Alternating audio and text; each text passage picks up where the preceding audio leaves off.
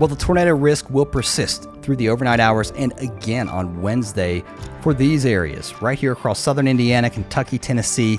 You know, we were talking about this yesterday, and we're clearly seeing that southerly flow here. You've got that upper level flow kind of going like this, and that's creating that wind shear. So the risk for tornadoes moves east as we move through the overnight hours into parts of Ohio.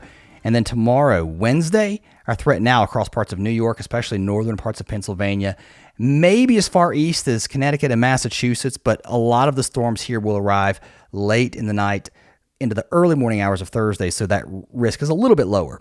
Let's take a look at the future radar. Here's what's left of your low as we move through the overnight hours. Well, it's probably more like back here, but still, you can see that flow here, and you're getting some overrunning moisture here. That's creating more of a stratiform rain, not necessarily convective thunderstorms. That's the kind that just blossom and build up. There could be some embedded storms here, but your big severe risk will be likely here on this side of your low. So some heavy rain, though. I don't want to undersell that aspect of what's going on here. And there could be a few strong storms, too, and some decent wind gusts.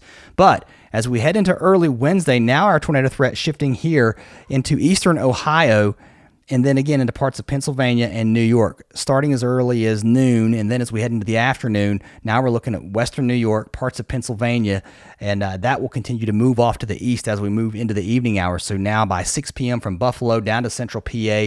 And I'll tell you what, watch these cells here into the Piedmont of Virginia and North Carolina. Mark my words, because, you know, most of that energy, yes, it is up here, but you've kind of got that feeder band look here, and there's a bit of a flow kind of like this. So there is some wind shear there. Watch these storms here too.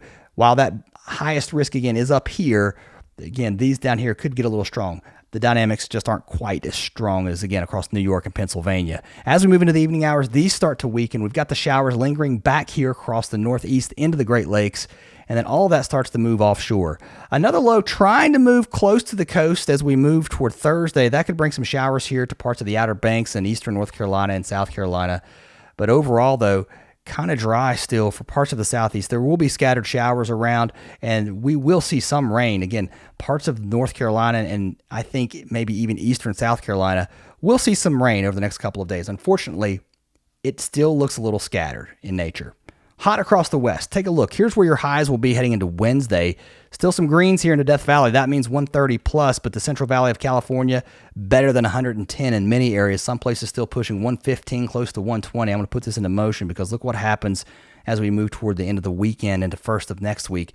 At least we're back close to 100 versus 110. So a little bit cooler, 5 to 10 degrees maybe here. The Pacific Northwest, we're also seeing that cool down, especially into Wednesday here on the west side, I should say, of the Cascades. Still hot here on the east side of the mountains, but the trend here also to pull the temperatures back towards the early part of next week. So some relief is on the way here. All right, that's all I got for now. Be safe. Have a great night.